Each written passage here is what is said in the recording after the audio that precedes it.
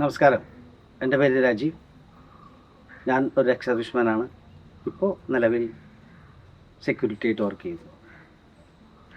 ഈ പെഹൽഗാമിൻ്റെ സംഭവം അറിഞ്ഞപ്പോൾ എനിക്ക് കുറച്ച് കാര്യങ്ങൾ പറയണമെന്ന് തോന്നി. ഞാൻ ഒരു 8 വർഷത്തോളം കാശ്മീരിലുണ്ടായിരുന്ന. ആദ്യം തന്നെ പെഹൽഗാമിൻ്റെ ടെറൈൻ എന്താണെന്ന് ഞാനൊന്നും പറയാം. 6 മാസം മഞ്ഞ് മൂടിക്കിടക്കുകയും 6 മാസം കഴിയുമ്പോൾ മഞ്ഞ് ഉരുകിപ്പോയതിന് ശേഷം നല്ലൊരു ഭൂപ്രകൃതി കിട്ടി. അത് കാണാനാണ് നമ്മളുടെ ജനങ്ങൾ അവിടെ പോകുന്നത്, സന്ദർശിക്കുക. ആ സന്ദർശനം ആ സമയത്ത് മാത്രമേ ആ പെഹൽഗാമിനുള്ള വരുമാനം ഉണ്ടാവുകയുള്ളൂ. അവിടെയുള്ള കുതിരക്കാർ സജീവമാകുന്നു, സന്ദർശകരോട് സന്ദർശിക്കുന്നു. അങ്ങനെയൊരു സ്ഥലമാണ് പെഹൽഗാം. അതുകൊണ്ടാണ് നമ്മളുടെ ഇന്ത്യയിലുള്ള എല്ലാ ആൾക്കാരും പെഹൽഗാം കാണണം എന്നുള്ളത്.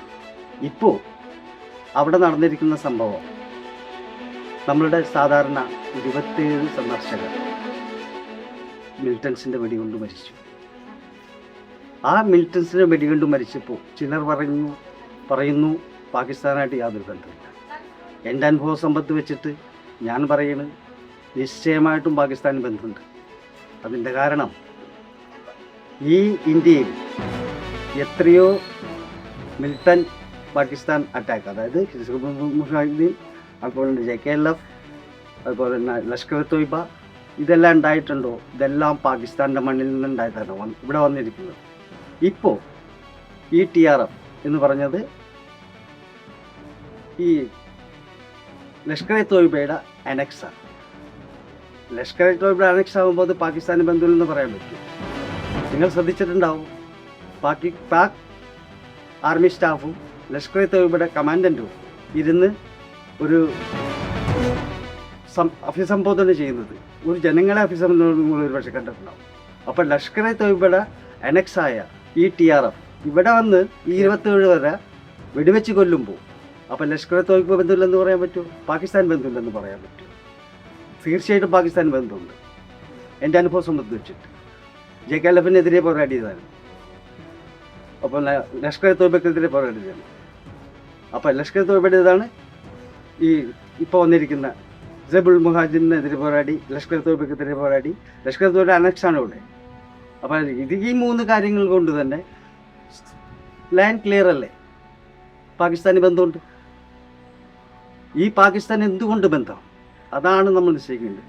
എന്തൊക്കെ ചെയ്തിട്ടും നമ്മളെ ഇന്ത്യയെ ഈ സാമ്പത്തികമായിട്ട് താഴ്ത്താനോ അല്ലെന്നുണ്ടെങ്കിൽ ഈ ഏതെങ്കിലും തരത്തിൽ മിലിറ്റൻസിനെ ഒരുപാട് അടി കിട്ടി പാകിസ്ഥാനി. 10 അടി കിട്ടിയിട്ടും മനസ്സിൽ പിന്നെയും വരാനും അടിമേടിക്കാൻ എത്രയോ അടി കിട്ടി പാകിസ്ഥാനി. ഒരു ഉഗ്രവാദിയുടെ ആക്ഷൻസും ഇന്ത്യൻ ആർമിയെ തോൽപ്പിക്കാൻ അവർക്ക് കഴിഞ്ഞിട്ടില്ല. ഇവിടെ വന്ന് ഇന്ത്യയെ നിങ്ങൾക്കറിയാം, താജ്, കണ്ടഹാർ, അങ്ങനെയുള്ള എത്രയോ ഓപ്പറേഷൻ നമ്മൾ വിജയകരമായി പാസ്സാക്കിയിരിക്കുന്നു. ഇപ്പം 27 പേര് അവിടെ നമ്മുടെ ഫോഴ്സിൻ്റെ ഒരു സെക്യൂർ സ്ഥലമല്ല അവിടെ. അത് കണ്ടുപിടിച്ചിട്ടാണ് അവർ വന്ന് ചെയ്തിരിക്കുന്നത്. അത് പാകിസ്ഥാൻ്റെ പ്ലാനിങ്ങാണ്. നിങ്ങൾക്ക് ഈ TV യിൽ കേട്ട് കാണും, ഈ വന്ന് ചെയ്യുന്നതിൻ്റെ ഹെൽമെറ്റിൽ ക്യാമറ ഉണ്ടെന്നാണ് പറയുന്നത്. എന്നിട്ട് ക്യാമറ നോക്കിയിട്ട് പാകിസ്ഥാനിൽ ഇരുന്നുകൊണ്ടാണ് ഇവിടെ ഹാൻഡിൽ ചെയ്തത്. അപ്പോൾ പിന്നെ പാകിസ്ഥാൻ്റെ ബന്ധമില്ലെന്ന് എങ്ങനെ പറയും? അപ്പോൾ പാകിസ്ഥാൻ എന്തുകൊണ്ട് ഇന്ത്യനെ അറ്റാക്ക് ചെയ്യുന്നു? മുമ്പ് ഈ ഇന്ത്യയുടെ പബ്ലിക്കിനെ അറ്റാക്ക് ചെയ്യാറില്ലായിരുന്നു.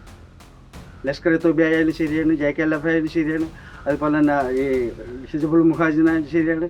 ഇവരെല്ലാം അറ്റാക്ക് ചെയ്യുന്നത് ഒന്നില്ലെങ്കിൽ ഇന്ത്യൻ ആർമി അല്ലെങ്കിൽ ഇന്ത്യൻ പാരാമിലിറ്ററി ഫോഴ്സിനെ ഡയറക്റ്റ് അറ്റാക്കായിരുന്നു, ഇല്ലെങ്കിൽ നമ്മളുടെ ഈ സൈനിക സങ്കേതങ്ങൾക്ക് നേരെ, അല്ലെങ്കിൽ സൈനിക ഈ കാൺവായ്ക്ക് നേരെ.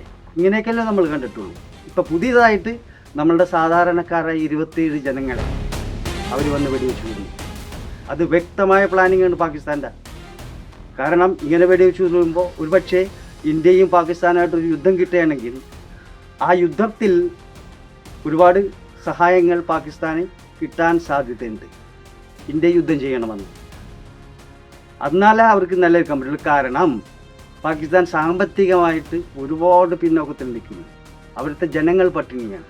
അത് മാത്രമല്ല ബലൂചിസ്ഥാൻ അങ്ങനെ തന്നെ വേറെ സ്ഥലങ്ങളിൽ നിന്നുള്ള മിലിറ്റൻസിൻ്റെ പാകിസ്ഥാനിന് നേരെ എതിരുള്ള എതിർത്ത് ഇപ്പോൾ പാകിസ്ഥാൻ നിലനിൽക്കണമെങ്കിൽ അവിടുത്തെ ഭരണം നിലനിൽക്കണമെങ്കിൽ ഇന്ത്യയായിട്ടൊരു യുദ്ധം നടക്കണം.